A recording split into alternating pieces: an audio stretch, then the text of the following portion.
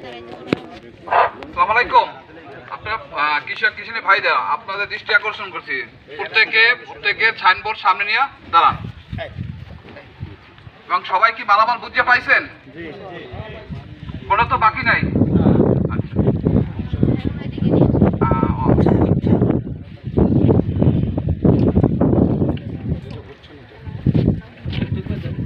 Hello, আচ্ছা সবাই কি মালামাল বুঝে পাইছেন?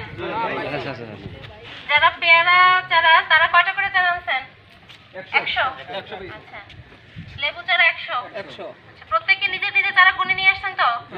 আচ্ছা, এখন চারা লাগাবার ক্ষেত্রে আপনাদের জন্য যেটা নির্দেশনা সেটা হচ্ছে, এখন যেহেতু বর্ষাকাল, এখন আপাতত চারাগুলা শুধু লাগাই রাখবেন, কোনো প্রকার সার দিবেন না। এখন সার দিবেন বর্ষার মৌসুম শেষে, যখন শুকনার মৌসুম আসবে একদম আশ্বিন কার্তিক মাসে, তখন হচ্ছে গিয়ে গাছের গোড়ার চারপাশ থেকে যতটুকু ছায়া পড়ে ততটুকু দূর থেকে চারপাশ থেকে গর্ত করে তারপরে আপনারা জৈব সার এবং রাসায়নিক সার মিলিয়ে তারপরে দিবেন। আর যাদের ড্রাগনের প্রদর্শনী আছে তাদের ক্ষেত্রে কিন্তু পিলার, আপনারা জানেন যে কোন জায়গায় থেকে আমাদের পিলার অর্ডার দেওয়া আছে, সেখান থেকে আপনারা নিজ দায়িত্বে পিলারগুলো নিয়ে যাবেন এবং ড্রাগন চারা লাগাবেন।